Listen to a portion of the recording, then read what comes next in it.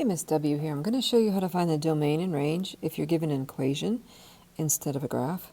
So the example I'm going to use is y equals 3 times the cubed root of x plus 4. So I'm going to go ahead and enter that into Desmos. So when you open Desmos, I'm not sure if you know how to find that cubed root, so I'm going to put y equals, and then if I go over here to the functions and press functions, you can see a pop-up menu comes. Go to miscellaneous and select the one that's in the second column, and it's the third from the bottom, and then you can see that it's going to allow you to give you your cubed root there. Use your arrows to get where you need, and that was x plus 4, and that was underneath the radical. So now I've got my equation graphed, and I'm just going to take a look at my graph. Remember that if you don't see the end, this is going to go on forever and ever. It's a line. It continues on. So I'm looking for the domain and range, and I read the domain from left to right. So if I'm reading left to right, I can see that I have the first thing that I see is right here. It is the line, and so it is like an arrow. So that's going to be negative infinity. And if I continue on, this graph goes on and on forever. So it's going to be all real numbers, or it's going to be negative infinity, positive infinity. The range, I'm looking from bottom to top. So if I'm looking from the bottom, the first thing I see is this arrow again. So that means negative infinity. And now I'm going to the top, and you can see it's going to go up and up and up forever. So then that would also be infinity.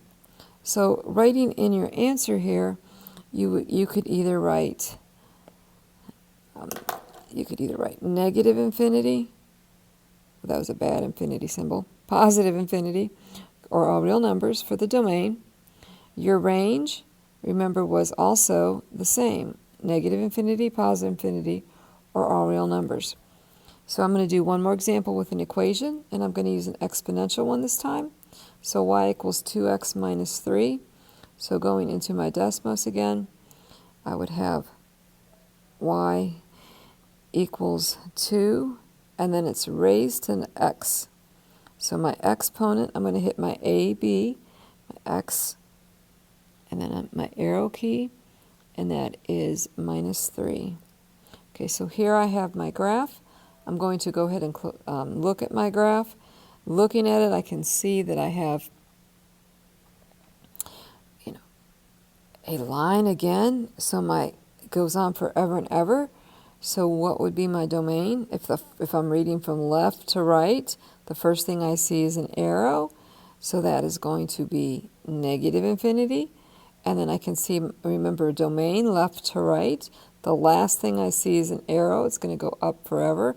In other words, my x values are going to get bigger forever and ever, infinity. So my x values are actually, excuse me, negative infinity to positive infinity. That's my domain again, or all real numbers. Range is kind of interesting here. If I'm looking here, I can see what happens to this as I get closer and closer.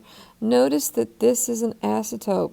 So that means I'm getting very close. What is the value here?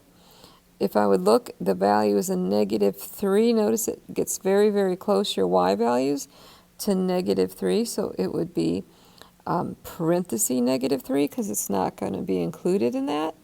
And then my y values continue to go up forever to infinity. So writing your domain would be all real numbers, or negative infinity to positive infinity. Your range is going to be a parenthesis because it does not include negative 3 to infinity. Or if you were doing set notation, it would be y is greater than negative 3 because it does not include, it's not equal to the negative 3. So that's how you do the equations.